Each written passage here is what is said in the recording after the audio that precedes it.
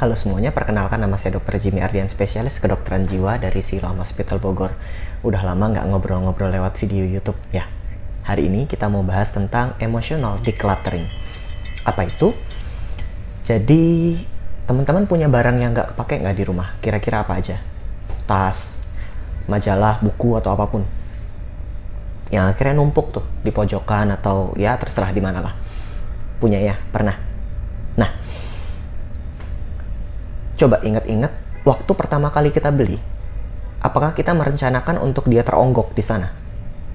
Saya yakin nggak, kita beli tadinya kita akan berpikir saya akan menikmati, mempunyai tas itu karena lucu atau sepatu itu karena bagus. Ada tujuan yang tadinya kita punyai untuk barang-barang tersebut yang akhirnya teronggok begitu saja. Setelah barang-barang tersebut tidak digunakan, apakah kemudian barang-barangnya bisa keluar sendiri dari rumahmu supaya rumahmu rapi? Enggak ya. Dia tetap teronggok di sana, menunggu untuk kita rapikan. Sama seperti emosi. Emosi awalnya punya peran, emosi awalnya punya pesan. Dia hadir untuk membuat kita merasakan sesuatu sehingga kita tahu kita perlu melakukan apa. Tapi emosi yang terlalu lama dibiarkan dan teronggok begitu saja, pesannya diabaikan, tidak didengarkan, atau bahkan kita tutup-tutupi, kita tekan, usahakan untuk tidak rasakan, maka emosi tersebut akan menjadi seperti sampah tadi. Barang-barangnya awalnya yang berguna menjadi tidak berguna. Emosi yang tadinya punya pesan, karena pesannya tidak didengarkan, kita tidak menjadi berubah lebih baik. Pesannya tidak didengarkan, emosinya tetap tersimpan. Hanya karena peristiwa yang tidak menyenangkan sudah berlalu, bukan berarti emosinya pun sudah berlalu. Hanya karena kita sudah berpura-pura untuk tidak merasakan atau menekan perasaan, bukan berarti emosinya sudah tidak ada. Ada tanda-tanda emosi kita masih mengganggu. Contoh, pernahkah teman-teman melakukan sesuatu atau memikirkan sesuatu dengan tiba-tiba dan tidak sewajarnya kita pikirkan itu? Biasanya sifatnya tidak nyaman. Marah, bentak-bentak, banting barang, teriak, atau bahkan pola pikir yang mendadak muncul dan secara berpola, terus-menerus nyalain sendiri, secara negatif memandang kehidupan, secara negatif memandang peristiwa-peristiwa lainnya, dan itu pola yang terus-menerus.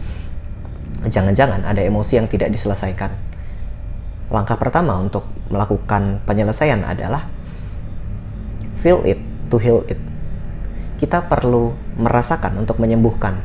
Apa yang kita tolak untuk rasakan, nggak pernah kita sembuhkan.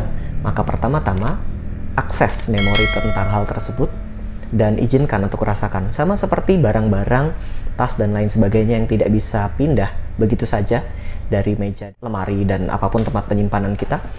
Maka kita perlu secara sengaja pula mengakses memori mana, kejadian apa yang masih mengganggu, dan secara sengaja merasakannya.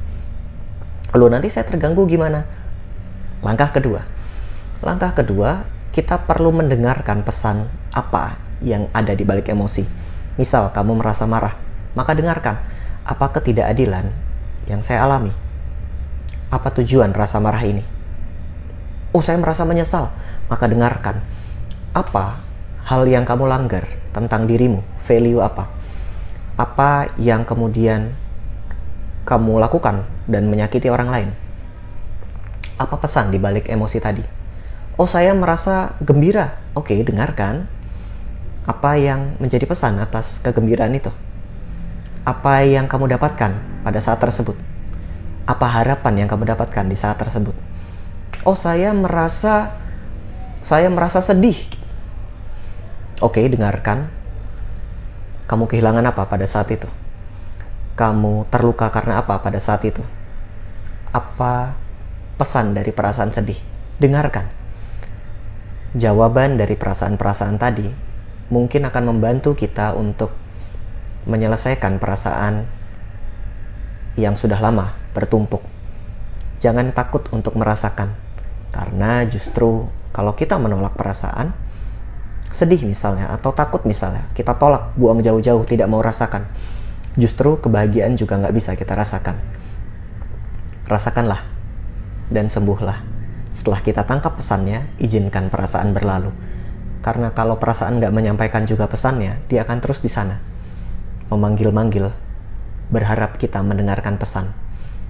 dengarkan pesan dari perasaanmu, dan izinkan kamu sembuh. Demikian dari saya Dr. Jimmy Ardian, spesialis kedokteran jiwa. Terima kasih.